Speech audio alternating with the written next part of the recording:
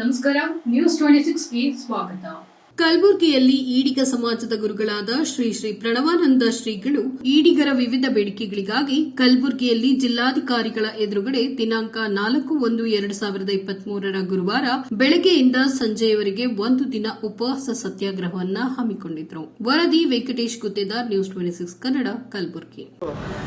ಕಲಬುರಗಿಯಲ್ಲಿ ಆರ್ಯ ಈಡಿಗ ಸಮಾಜದ ಗುರುಗಳಾದಂಥ ಗುರುಗಳು ಇವತ್ತು ಒಂದು ದಿನದ ಉಪವಾಸ ಸತ್ಯಾಗ್ರಹವನ್ನು ಹಮ್ಮಿಕೊಂಡಿದ್ದಾರೆ.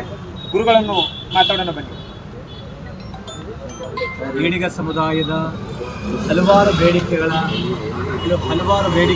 ಈಡೇರಿಕೆಗಾಗಿ ಒಂದು ದಿನದ ಉಪವಾಸ ರಾಜ್ಯದ ಎಲ್ಲ ಜಿಲ್ಲಾಧಿಕಾರಿಗಳ ಕಚೇರಿ ಎದುರುಗಡೆ ನಡೀತಾ ಇದೆ.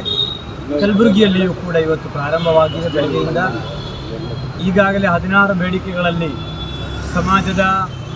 ಸಮಾಜವನ್ನು ಎಸ್.ಟಿ. ಮೀಸಲಾತಿಗೆ ಸೇರಿಸಬೇಕು ಅಂತಕ್ಕಂಥದ್ದು ಒಂದು ಬೇಡಿಕೆ. ನಾರಾಯಣಗುರು ನಿಗಮಕ್ಕೆ ಹಿಂದಿನ ಸರ್ಕಾರ ಘೋಷಣೆ ಮಾಡಿದ ನಾರಾಯಣಗುರು ನಿಗಮಕ್ಕೆ ಕೂಡಲೇ 500 ಕೋಟಿ ರೂಪಾಯಿ ಬಿಡುಗಡೆ ಮಾಡಬೇಕು ಅಂತಕ್ಕಂಥದ್ದು. ಜೊತೆ ಕುಲಕಸಬು ಬದಲಾಗಿ ಪರ್ಯಾಯ ವ್ಯವಸ್ಥೆಯಾಗಿ ಕಸಬು ಕಳೆದುಕೊಂಡ ಪ್ರತಿ ಕುಟುಂಬಕ್ಕೂ ಕೂಡ 2 ಎಕರೆ ಜಮೀನನ್ನು ಕೊಡಬೇಕು.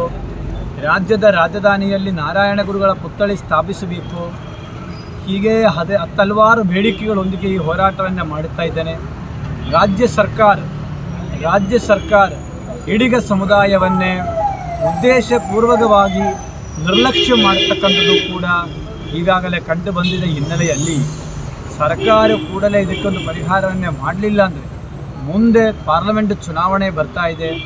ಆ ಸಮಯದಲ್ಲಿ ಸಮುದಾಯಕ್ಕೂ ಕೂಡ ಒಂದು ಕರೆಯನ್ನು ಕೊಡಬೇಕಾದ ಮಾತನ್ನೇ ನಾನು ಹೇಳುತ್ತೇನೆ.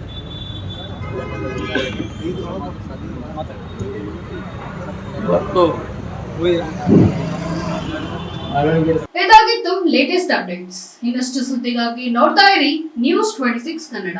ನಾವು ನಿಮ್ಮೊಂದಿಗೆ.